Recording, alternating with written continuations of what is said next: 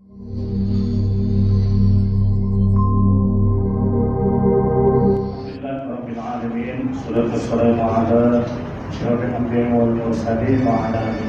wabarakatuh. Rabbi shrah li sadri wa yassir li amri wahlul 'uqdatam min lisani yafqahu qawli. Subhanaka la ilma lana illa ma 'allamtana innaka antal 'alimul hakim. La haula wa la quwwata illa billahil azim. Amma ba'du. Sebelum saya mulai, saya nak maklumkan, saya lupa. Kalau saya jarang-jarang jadi pengurus majlis, saya lupa. Sebenarnya majlis kita pada pagi ini dianjurkan oleh Pertubuhan Al-Khalid di Sabah. Pertubuhan Al-Khalid di Sabah. Apa pertubuhan itu nanti kecil. Cuma saya maklumkan awal dengan kerjasama yang bahagia dan Pangeran Galpa memberi kita menggunakan masjid yang mulia. Jadi saya mengingat masa saya meneruskan kita punya sambungan cerita tadi pesawat ini. Tapi entah saya tak ada slide. Saya tak pakai, saya cakap. Jadi tengok saya je lah. Kalau pun saya tak handsome, jangan demo lah Jadi saudara-saudara yang sekalian, terima kasih terlebih dahulu kerana kita sudi datang pada pagi ini. Datang ni pun sebenarnya kalau kita faham, datang menghadiri majlis ilmu pun dia ada kaitan dengan ilmu tasawuf. Ada kaitan dengan ilmu tasawuf. Kenapa saya kata macam tu? Kerana siapa yang suruh kita datang? Siapa suruh kita datang? Ada yang Datuk Pangeran menghubungi ke, kawan-kawan menghubungi ke, itu sebab saja. Tapi yang suruh kita datang ialah apa? Hati kita. Hati yang suruh datang. Kalau hati tak suruh datang, kita tak akan sampai. Tetapi kena ingat, waktu nak datang dalam hati ada peperangan. Ini saya nak cerita analogi dia supaya kita faham apa itu hati, apa itu ilmu tasawuf. Sebelum kita hurai lagi secara ilmiah. Dalam hati sebelum datang kuliah ini ada peperangan. Pertama bertanya, bila ada khusus tasawuf, betul kita bayar kali ini. Itu ternyata kan? Betul tak? Itu semua bisikan-bisikan dalam diri kita ada dialog. Dia tanya, dia jawab sendiri. Pergi saya apa? Pergi duduk saya, kenapa? Kan? Dialog itu masalah hati. Bila tak kenal hati, kita tak tahu dialog itu datang dari siapa. Memang diri kita, tetapi dalam diri kita ini ada satu jantung, qalbu. Dalam kita panggil jantung, hati kita, hati sanubari kita. Hati sanubari dalam tasawuf sebelah kiri. Hati yang jasad sebelah kanan, hati yang lahiriah, yang boleh kita sedekah, boleh kita bila kita dibedah, kita boleh bagi pada orang lain yang ada masalah hati. Itu yang zahir. Tapi yang kita maksudkan hati yang sebelah kiri adalah kita dipanggil jantung. Jantung sanubari sebesar penumbuk masing-masing. Macam saya penumbuk kecil-kecil lah. Begitulah saiz jantung masing-masing. Di tengah-tengah itu kata Rasulullah ada darah hitam. Di tengah-tengah itu ada darah hitam. Di sebelah kiri itu tempatnya berhimpun iblis, syaitan dan hawa nafsu. Di sebelah kiri. Di sebelah kanan itu berhimpunnya malaikat, iman dan akal yang baik. Akal ke dia, tapi di dalam pun ada. Di situ. Maka dia inilah yang berperang. Dibisik oleh syaitan dan hawa nafsu berperang. Sebelah kanan kita iman dan malaikat. Bila iman kita lemah, malaikat pun tak ada. Sehingga Siti Aisyah bertanya kepada Rasulullah. Rasulullah kata, setiap kita bila kita lahir, kita ada syaitan. Setiap kita ada seekor syaitan. Betul, Ustaz. Ya betul. Kalau Allah singkatkan hijab, saya nampak syaitan tuan-tuan dan tuan-tuan nampak syaitan saya. Sebab Siti Aisyah tanya Rasulullah. Siti Aisyah kata, betul ke semua ada? Kalau begitu, wahai Aisyah, kau pun ada ke syaitan? Rasulullah kata, ya, aku pun ada. Tetapi aku telah Islamkan syaitan. Nampak? Kita belum. Apa buktinya? Waktu kita lahir dulu, dari perut ibu kita, lahir-lahir kita nangis. Betul tak? Ada tak orang lahir nak nangis? Ada. Tapi lepas itu tak panjang ngomongnya. Kalau dia nangis, doktor suka, bidan suka. Menandakan dia sihat, dia hidup. Ulama kata menangis itu kerana dua sebab. Yang pertama kerana dia kena tamparan angin dunia. Itu sains. Kita keluar dari perut ibu, suasana angin dunia ini berbeza dengan kulit kita yang masih baby, yang masih bayi. Maka menangis dari kita. Tapi setengah ulama kata bila kita lahir ke dunia, kita dicuit oleh syaitan yang kata itu syaitan kita. Lahir saja iblis kata, kau apa punya? Dibuang macam tu dah. Sampailah kita dewasa. Maka dia akan ikut kita. Masalahnya kita tak kenal dan tak tahu. Lebih-lebih lagi bila tak mengajar, tak belajar ilmu, tak tahu. Syaitan itu kalau dalam Imam Ghazali dalam kita ada sebut syaitan qarin. Apa nama dia? Qarin. Jangan bagi nama anak qarin. Itu nama anak syaitan. Sedap dengar kan? Qarin. Tulis pula kalau bunyi Qarin, Qarin. Wah, kata itu nama anak iblis. Dia kata Imam Ghazali dia ibarat katak. Ada belalai bertinggi di atas bahu itu. Itu. Belalainya halus, dia bukan belalai macam gajah besar, halus macam jarum. Dia akan terus bisik, maka bila dia bisik itu, belalai itulah yang mewas-waskan kita, menyebabkan kita, dia akan kudakan kita, mana ditunggang kita, sampailah kita menemui ajal besok. Bila kita tak sedar, kita tak belajar, yang paling kita bimbang bila menemui ajal, syaitan ini akan menyebabkan kita tidak dapat mati husnul khatimah. Ini yang kita bimbang. Sebab tujuan kita belajar tasawuf, kita nak mengenali hati kita. Bukan tasawuf semata-mata kita nak ajak tuan-tuan puan beramal tarikat, bukan begitu. Tetapi tasawuf itu ialah kenal hati kita. Seperti saya kata ni, man araf nafsa faqad araf rabbah. Barang siapa kenal diri, dia kenal Tuhan. Kenal diri itu bukan kenal apa yang jangan, bukan itu. Mengenal rohani diri, hati kita. Kita ni masih banyak kedekut ke? Kita ada pemarah ke? Kita ni masih lagi ada riak ujub ke? Ataupun kita ni pemurah ke? Itu yang kita nak kenal. Jadi ada orang kan, dia tak kenal dia kedekut, walaupun dia suka orang yang pemurah dengan dia. Betul tak? Siapa tak suka orang pemurah? Semua kita suka walaupun kita kedekut. Artinya kita tak kenal diri kita. Orang pemurah kita suka tapi kita kedekut. Itu antara lain sifat-sifat yang perlu dikenal melalui mutasawuf ilmu hati. Kerana apa? Saya dah cerita tadi, kita ni ada syaitan. Untuk supaya tak hilang mengantuk ni, saya suka bawa kisah-kisah ni lah. Kalau tak salah saya, dalam satu kitab karangan Syekh Fariruddin Attar, dia meriwayatkan satu pendapat seorang ulama, seorang wali yang menceritakan, mengisahkan tentang asal-usul kita ni. Bagaimana kita disesatkan oleh iblis. Awal-awal lagi, Abu Abdullah Muhammad Al-Husain Al-Hakim At-Tirmidzi, lebih kurang begitulah nama orang yang meriwayatkan ini. Bagaimana asalnya kita ni disesatkan oleh syaitan ataupun oleh iblis laknatullah. Di dalam syurga Allah cipta Adam, dan sebelum Adam sudah ada para malaikat. Para malaikat pula dia ada seorang yang dipanggil Raisul Malaikat, maksudnya ketua segala malaikat. Tetapi ramai kita keliru, ketua segala malaikat yang bernama Azazil itu, antara kita kata dia pun malaikat, sebenarnya dia bukan malaikat. Tapi Allah lantik dia jadi Raisul Malaikat. Kenapa? Hujah saya, dalil saya dia bukan malaikat. Ketika Nabi Allah Adam sudah dicipta, sudah ada roh, Allah berfirman, wahai para malaikat itu semua sujudlah kamu kepada Adam. Semua sujud kan? Dalam Quran kata, ala illa iblis aba wastakbara wa kana minal kafirin, malaikat iblis. Dalam Quran terus sebut iblis. Iblis terusir. Jadi Allah tanya, wahai Azazil, kenapa engkau tak sujud pada Adam? Maka Azazil kata apa? Ana khairu minhu, aku lebih baik daripada dia. Jadi saya nak bagi satu case, perkataan aku lebih baik dari dia adalah kalimah awal iblis. Kalimah awal iblis. Barang siapa di kalangan kita yang sekarang ada selalu suka kata aku baik dari dia, bahaya. Kita sedang mengambil kalimah iblis. Itu salah satu kalimah sombong, takbur mereka awal dulu. Kenapa dia kata aku lebih baik? Kerana aku daripada api, sedangkan Adam dari tanah. Jadi adakah malaikat dicipta dari api? Tidak. Ini hujah, ini dalil bahawa Azazil ataupun iblis itu bukan malaikat. Sebab para malaikat dicipta daripada nur, cahaya, sedangkan iblis daripada api. Maka Azazil ataupun iblis itu bukan, walaupun dia pernah jadi Raisul Malaikat, ketua malaikat, dia bukan malaikat. Dia sekadar ketua malaikat, tetapi dia adalah daripada kalangan jin, sebab dicipta daripada api. Ini saya itu. Setelah Nabi Allah Adam dan Hawa berjaya digoda oleh iblis memakan buah khuldi, sebuah pohon yang dilarang, akhirnya dua-dua dicampakkan ke bumi.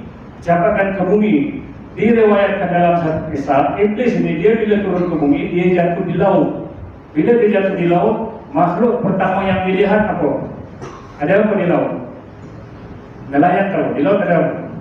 Ikan lah. Betul tak? Dalam satu kitab mengatakan, bila iblis dijatuh di laut, dia tengok ikan, dia pun terus cakap, wahai ikan semua, ambil kau semua ni, bahaya. Kenapa? Allah dah cipta Adam. Tapi kalau cerita ni kenapa? Adam nanti keturunan dia akan makan korang semua. Keturunan Adam akan makan ikan. Ikan pertamanya mendengar, dia pun terus bercakap-cakap dengan semua ikan-ikan lain di laut. Akhirnya ikan ada lidah kan? Ada? Hah? Ada? Ikan apa tu? Ada dia nampak ikan ada lidah? Saya tak nampak ikan ada lidah. Ada tak? Ada gigi dan insang saja. Kan? Gigi dan insang saja. Sejarah di dalam kita sebut, inilah permulaan sebenarnya betul cakap dia, ikan ada lidah. Tetapi kerana peristiwa ini Allah murka pada ikan, Allah hilangkan lidah ikan. Kerana ikan mendengar cakap iblis, dia menyebarkan bahawa bila Adam turun akan makan kita semua. Allah murka pada ikan, dihilangkanlah lidah ikan itu. Mengikut riwayat dalam kitab ini. Kalau saya selesai kitab Mukasyamatul Qulub, ditulis di dalam itu, maka pada saat itu ikan tak ada lidah. Sebab dia mendengar kata-kata iblis laknatullah alaihi. Tapi ini bukan ini saya nak cerita. Nak ceritakan bahawa setelah iblis turun ke bumi, Adam pun turun ke bumi juga. Adam turun ke bumi bersama Hawa. Tetapi bukan sama-sama, dia asingkan tempat lain-lain. Dia mengatakan Adam turun di tempat, kalau tak silap, Sri Lanka. Bila dia turun ke bumi, oleh kerana Adam itu terlalu besar, dia tapak kaki dia lekuk di tanah itu. Sehingga hari ini disembah oleh setengah penduduk Sri Lanka. Tapak kaki itu disembah, lekuk. Maka di situlah Nabi Adam bertaubat. Walaupun Nabi dan Rasulnya maksum, tapi dia rasa bersalah dengan Allah kerana melanggar perintah itu. Dia bertaubat, bersujud, menangis. Kata riwayat setengahnya mengatakan 40 tahun. Berapa? 40 tahun menangis. Hingga air matanya menyebabkan tumbuh 2 pohon. Ini jangan kita dengar. Pohon apa tahu? Di Sri Lanka apa benda yang popular, yang terkenal? Daun teh. Air mata Nabi Adam menyebabkan tumbuhnya pokok teh. Daun teh dan teh yang paling sedap adalah di Sri Lanka. Sampai sekarang. Kalau di Sri Lanka dia ada teh itu ada banyak rasa. Kemudian satu lagi pohon cengkeh. Pohon apa? Cengkeh. 2 ini sana ada. Jadi air mata Adam tu 40 tahun setelah dia mengajar, menangis, maka itulah doa yang kita baca, Rabbana zalamna anfusana wa illam taghfir lana lanakunanna minal khasirin. Itu doa Nabi Allah Adam kepada Allah SWT. Sehinggalah selepas itu dia menyeru-nyeru di bumi, memanggil Hawa sebab Hawa itu adalah istrinya di syurga. Tidak bertemu selama 40 tahun sehingga mereka bertemu di mana? Sejarahnya popular di Jabal Rahmah. Itu sebab setengah orang kita Melayu tak apa boleh di Jabal Rahmah pertemuan Adam dan Hawa. Jadi kalau siapa tak ada jodoh, ini sebenarnya boleh pergi Jabal Rahmah, berdoa pada Allah, minta dapat jodoh. Kalau ada nama, sebutlah nama itu. Boleh bagaimana? Kawan tu kawan pergi ramuan tu. Tapi betul boleh. Ini bukan ajaran salah. Sebab mengambil keberkatan Nabi Allah Adam dan Hawa. Jadi bila sudah Adam di bumi, sebelum Adam sudah ada makhluk lain makhluk dalam ramah ada banyak dah, terutama jin. Jin sudah menghuni bumi selama 9,000 tahun. Berapa? 9,000 tahun sebelum Adam turun ke bumi. Artinya kita dia berfungsi bumi dengan jin. Tapi bila manusia ada, semua tempat diguna, akhirnya jin masuk ke gunung-gunung, ke laut-laut, ke dalam hutan. Pun kita masuk dekat tempat dia malah. Sebab bila kita masuk hutan, hilang. Saya balik-balik. Sebab itu alamnya. Itu contoh. Jadi bila sudah Adam turun ke bumi, sudah bertemu dengan Hawa selepas 40 tahun, Iblis pun sudah ada. Dia cerita bagaimana sejarahnya kita yang bermusuh dengan Iblis, bermusuh dengan syaitan. Sejak itulah Adam berkata kepada Allah, Iblis berkata kepada Allah, aku nak sesatkan anak cucu Adam sampai kiamat. Maka dendam itu tak habis-habis. Barang siapa berdendam sampai kiamat, dia adalah umpama Iblis. Kan? Aku tak boleh, aku tak maafkan kau sampai hari kiamat. Ada tak dengar? Ada. Maka dia sedang mampu memiliki sifat Iblis dengan istilah talbisul Iblis. Aku tak halal kau sampai akhirat. Dia ditalbisul Iblis. Sebab apa? Dengan orang tak halal tak selamat, dia pun tak selamat sebab memiliki sifat-sifat Iblis. Aku lebih baik pada kau lah. Kau ceramah tak, aku lebih bagus. Itu sifat Iblis. Nampak tak? Sebab itu tak boleh merasa aku lebih bagus. Itulah bila kita tak kenal hati kita, kita rasa kita lebih bagus. Orang yang paling mulia, orang yang merasa diri dia lebih hina. Itu sifat Rasulullah. Rasulullah sentiasa merasa hina di hadapan Allah SWT, sehingga dia beribadah tak apa, siang dan malam beribadah sehingga bengkak kakinya. Sehingga Aisyah kata, ya Rasulullah, sudahlah itu, janganlah engkau ibadah lagi. Bukan engkau Rasul, bukan engkau maksum, bukan engkau dah diampunkan oleh Allah. Rasulullah kata, tak salahkah kalau aku menyembah dan bersyukur kepada Allah? Rasa hina. Tapi kalau rasa mulia, bangun malamku, aku saja tahu di kampung kita lagi, orang yang tak. Ini sifat iblis, merasa aku saja. Adanya, jangan rasa aku saja. Semua yang dimiliki adalah dari Allah, selamat kita. Tapi kalau aku saja, aku saja tahu yang paham tasawuf. Orang tak faham sebab apa hadir khusus ni. Jangan. Merasa jahil, merasa hina, itu adalah sifat seorang hamba. Kekalkan. Jadi pendek cerita, setelah Nabi Adam di bumi, di syurga, terlintas di pikiran saja dia boleh makan. Apa saja dia mau, semua datang. Otomatik, sakti. Minum air, datang air. Mau buah sedap, datang buah sedap. Di bumi Nabi Adam sengsara mereka awal. Makanan tak ada. Sehingga dia kena cari sendiri. Di bumi, susah. Bayangkan kita bahagikan, katalah kita raja, semua orang hidup. Tiba-tiba kita jatuh di hutan. Andai tak kita hidup di hutan. Begitulah berlaku pada Adam. Jatuh di bumi yang dia tak tahu apa buat. Zaman itu Nabi Adam itu besar orangnya, dan zaman itu pun sudah ada dinosaur besar-besar juga. Tapi Allah tak izinkan mereka mencederakan Nabi Adam. Bahkan binatang waktu tak peduli Nabi Adam itu. Jadi Nabi Adam ini cerita dia paksa cari makan sendiri. Bila dia cari makan sendiri, maka ditinggallah Hawa. Bila dia sudah jumpa, ditinggalkan Hawa. Ini cerita saya nak cerita pasal permusuhan iblis dan syaitan, ini masalah hati tadi. Bila Hawa tak ada, bila Adam tak ada, tinggal Hawa, tiba-tiba muncul iblis laknatullah. Siapa? Iblis laknatullah yang tadi dia asalnya ra'isul malaikat, ketua tapi sudah jadi iblis. Dia datang kepada Hawa, dia mula menggoda Hawa. Tadi saya ceritakan oleh Abu Abdullah Muhammad Al-Husain Al-Hakim At-Tirmidzi itu menceritakan kisah ini bahawa iblis laknatullah datang kepada Hawa dengan membawa seorang kanak-kanak kecil. Siapa dia bawa? Kanak-kanak kecil. Kanak-kanak inilah bila dibawa oleh iblis, dia pun merayu Hawa.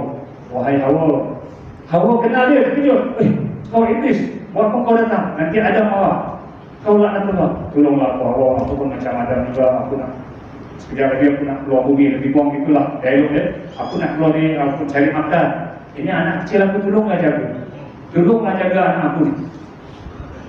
Perempuan, orang perempuan, dia senang dipujuk. Betul tak perempuan? Perempuan senang dipujuk. Pujuk punya pujuk, Hawa tewas. Sebab apa? Di surga pun Hawa dah tewas. Dia lah orang pertama yang makan buah kurdi sebelum Adam. Bila dia makan, akhirnya ditahan oleh malaikat. Mak cakap, jadi payudara orang wanita. Bila Nabi Adam makan buah kurdi, ditahan oleh malaikat leher, jadilah halqum. Jadi bila ada orang, suara dia halus, hai, tapi ada halqum. Siapa? Itu Adam, bukan Hawa. Jadi nak cerita di sini, orang wanita dipujuk oleh Adam, idol dia iblis, maka dia dipujuk, dijagalah bayi kecil tadi. Bila cerita iblis pun pergi. Bila iblis pergi, tiba-tiba Adam balik. Adam sangat marah. Bila dia kata, wahai Hawa, siapa kau? Yang kau pegang ni? Ini anak iblis. Hawa, engkau sebab engkau lah aku, kita turun ke bumi. Sekarang kau mendengar makhluk yang dilaknat Allah daripada mendengar kata-kata itu seorang Nabi. Akhirnya diceritakan oleh kita itu, kata Adam memukul Hawa kerana marah. Tapi diambilnya bayi kecil itu, dicincang habis. Budak kecil itu dibunuh oleh Adam. Kejam. Tapi sebab dia anak iblis, setelah dibunuh, dihancurkan dagingnya, ditabur seluruh bumi, disangkutkan dahan pokok semua. Adam pun puas hati. Dia cerita, besoknya kan Adam pergi lagi. Iblis datang. Bila dia datang, Hawa pun takutlah. Iblis dengan mulut yang manis, wahai Hawa, mana anak aku yang berbicara? Hawa takut, dia takut. Aku cakap kau jangan tinggal, sebab kau tinggal lah Adam marah. Adam bawa tu, Adam dah cincang, habis. Ditabur ke bumi. Apa iblis buat? Dia seru sekali je. Khanas. Anak itu, daging itu berkumpul semula, anak itu hidup semula. Nampak iblis, Allah bagi dia kelebihan cara itu. Tapi kelebihan itu, kelebihan yang Allah berkata. Maka hidup kembali anak itu, itulah dia khanas.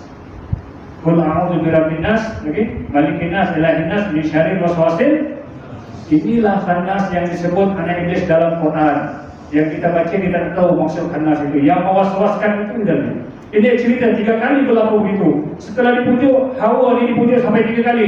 Dia tetap juga menjaga anak iblis. Jadi artinya jangan orang Adam jangan berkuasa. Boleh pujuk orang perempuan sampai 3 kali. Betul tak betul? Sejarah, fakta. Tapi kena ingat, orang laki-laki juga marah sampai 3 kali maksimum. Sebab Adam kali ketiga dia sangat marah. Kali ketiga dia marah, pendekkan cerita ni, dia marah sangat. Bila dia marah apa dia buat? Dia tengok Hawa jaga lagi baby itu, anak itu. Kali dia dah cukup marah, dia cincang lagi. Yang kedua dia cincang juga, dia makan jadi abu. Tapi kali ketiga dia cincang, siapkan periuk zaman itu. Zaman purba, zaman dinosaur. Dia sediakan satu bekas, letak air. Anak Adam ini tadi yang khannas ini direbus.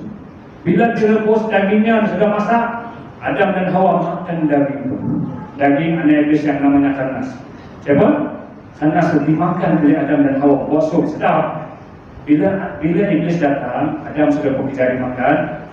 Iblis datang, wahai Hawa, mana anak aku? Hawa pun kata, aku dah cakap, kau jangan tinggalkan aku. Adam kali ini maksimum marah. Hawa kena pukul, tapi anak tu kena makan.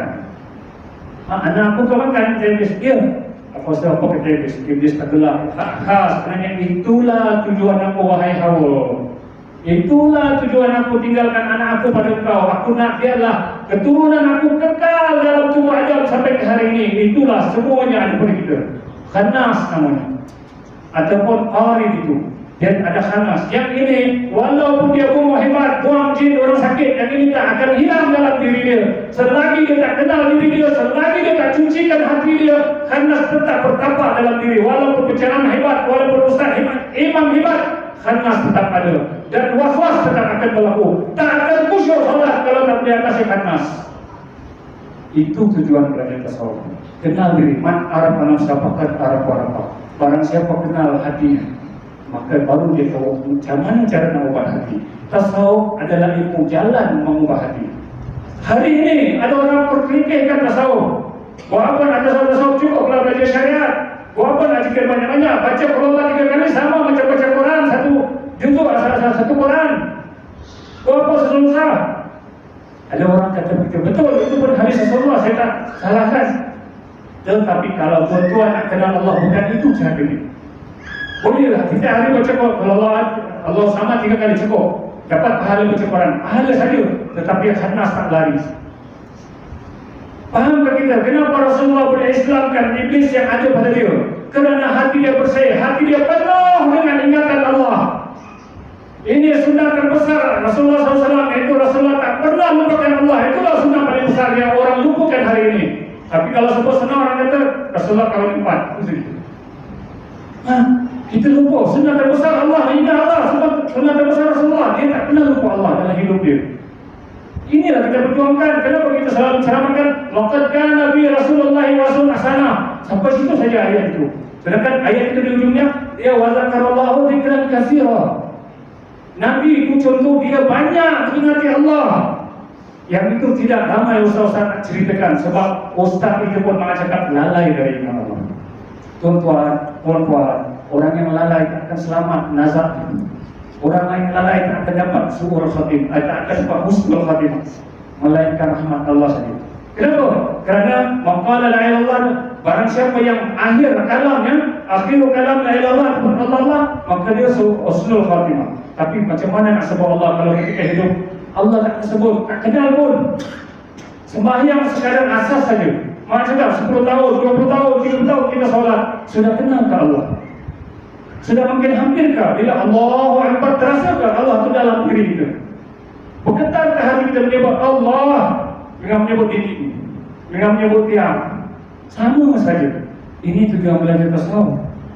Allah mau kata, aku ini rahsia bagi hamba-Ku, dan aku mau hamba-Ku mengenal aku. Kan? Tidak aku jadikan jin dan manusia malaikat untuk menyembah Allah.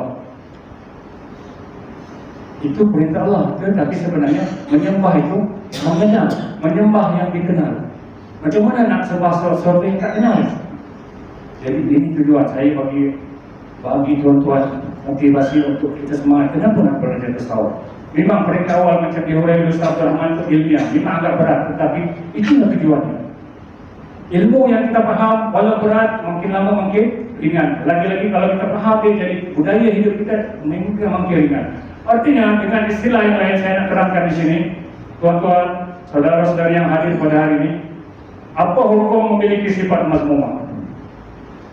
Apa hukum memiliki sifat terpuji? Dalam diri kita ada sum'ah, ujub, riya, takabur, sombong, kedekut, pemarah. Apa hukum? Syariat kata apa? Haram. Artinya berdosa. Ini semua dosa besar. Bayangkan sifat-sifat ini kekal dalam diri kita sampai mati. Apa berlaku? Tak sedar kita yang kita memiliki sifat mazmumah. Kita ingat akulah yang paling baik. Kan tadi kampungnya aku sedia tajuk. Kan? Sebab tak kenal diri. Hukumnya haram. Apa hukum bila tengah ada sifat mazmumah? Maksudnya orang yang memiliki sifat mazmumah, dia sedang dalam kemurkaan Allah. Cuma dia saja tak sedar. Maka dengan sebab itu kita nak bersihkan diri kita, membersihkan diri kita dengan inna likulli syai'in saqalatul qalbu zikrullah. Dikurang ayatnya. Rasulullah kata setiap perkara ada penyucinya. Nak cuci baju guna sabun, kloro, kan? Betul tak? Tapi kata Rasulullah kita nak cuci hati tak ada cara lain. Zikrullah. Apa dia? Zikrullah. Ini yang ramai orang tak buat. Ustaz pun kata aku tak nak bertasawuf, aku tak nak bertarekat sebab nanti aku kena ikut ada-ada. Cukuplah macam ni, aku mengajar ni pun dengan Allah juga, ini pun majlis ilmu juga, majlis niat Allah juga.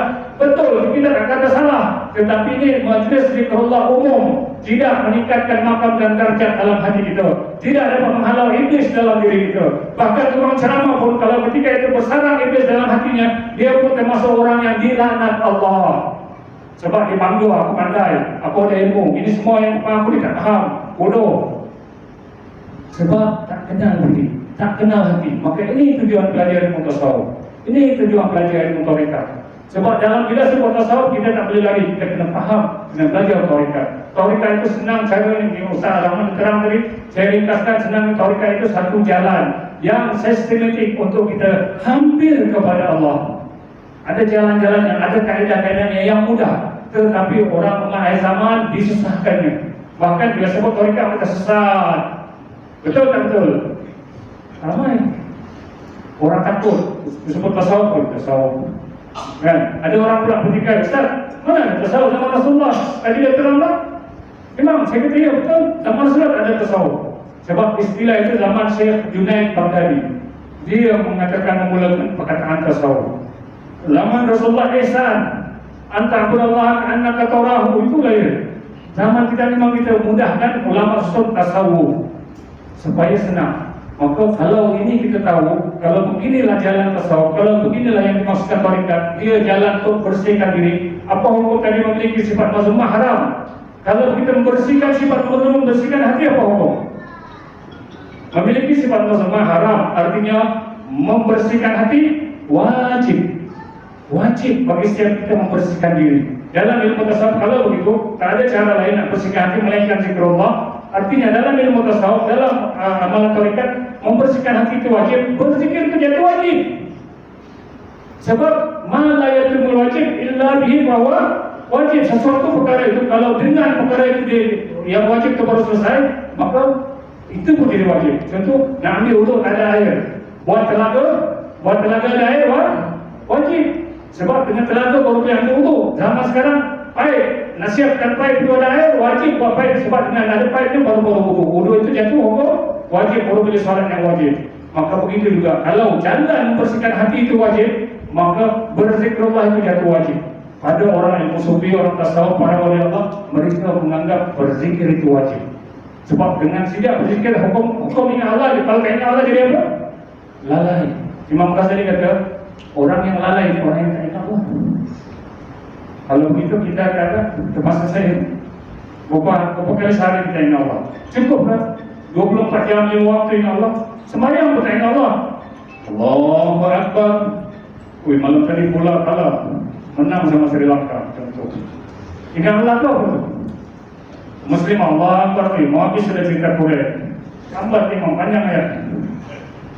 Contoh, dalam sembahyang pun kita lalai. Sebab kita tak kenal hati kita tak tahu khanas sedang bersarang dalam diri kita, mewaswaskan kita. Sejak kita lahir dia ikut kita lah. Kenapa kita tak faham? Sebab tak ada ilmu, tak mengaji, tak mendekati orang ilmu, tak nak faham ajaran Islam yang sebenar, Islam, iman dan ihsan itu. Jadi hari ini itu yang sebenarnya kita nak dedahkan kepada tuan-tuan, kepada perempuan, supaya kita faham, supaya kita tidak takut. Dia sebut tasawuf, janganlah. Jika-jika tawarkan, jangan. Bukan kita ni jika-jika tawarkan ni orang tertentu saya boleh ni, kita jangan. Kita tak boleh, kita orang awam. Habis sampai bila kamu jadi begitu? Saat kau kata kita tak boleh, Allah cabut nyawa. Agak-agak apa jadi pada dia? Saat dia kata, tak boleh lagi. Diorang saja, kita tak boleh. Allah cabut nyawa dia waktu itu. Inilah kita memang. Saya suka cerita, ada cerita orang lah, saya cerita seram. Dia tulis satu surat malam-malam sebelum dia tidur. InsyaAllah besok subuh aku taubat. Malamnya aku tidur dulu. Kebetulan Allah cabut nyawa dalam tidur. Dia bertaubat ke tidak? Jadi dia mati tak sempat taubat. Apa berlaku orang tak kena taubat? Malaikat rahmat Allah. Biasa orang tak taubat, dalam kubur pun dah kena siksa. Belum lagi di alam barzah, belum lagi di padang mahsyar, dan belum lagi di neraka. Baru alam kubur dah kena siksa. Kalau kita mati dalam keadaan tak sempat bertaubat, maka taubat ini pun ilmu tasawuf. Dalam ilmu syariat ada, tapi diringkas saja. Ilmu syariat kita jika itu sunat saja buat penuh kita buat betul. Bukan saya kata itu salah, tapi kalau itu kita pegang sekadar itu saja, maka kita akan jadi hamba biasa-biasa saja. Sekarang ceritanya kita nak kenal diri, barang saya berkenal diri, dia kenal Allah. Maka nak kenal diri, nak kenal Allah, kena lebih dari itu. Sekadar semaya 5 waktu, rukun 13 pun tak betul, Fatihah pun tak betul, macam mana nak kenal Allah? Dari itu 13 kena betul, barulah kita kena cari cara nak mengenal Allah, cara nak khusyuk dalam solat. Itu semua ada dalam ajaran ilmu tasawuf. Sekadar mengisahkan ilmu fikih tak jumpa. Dia dalam ilmu tasawuf dan dalam ajaran tarekat. Nanti insyaAllah akan diuraikan panjang, jadi cukuplah setakat itu. Boleh ya? Mengatur tak? Mengatur saya cakap lagi ni. Sebab insyaAllah kecerahan nanti kita nak lihat. Jadi kalau salah silap dari saya, semoga dapat sedikit dari kita. Kita faham, kita wajib mengenal diri kita. Kenapa? Kerana wajib bagi kita membuang sifat mazmum. Dan sebenarnya wajib juga memiliki mahmudah. Orang yang ada sifat terpuji, orang yang kenal Allah, dia akan selamat di akhirat, dia akan mendapat mati yang husnul khatimah. Ya, jadi itu saja sekian pemahaman saya. Kalau ada salah silap, itu datangnya daripada ilmu iman. Kalau ada kebenarannya kita terima. Itu hakikatnya datang.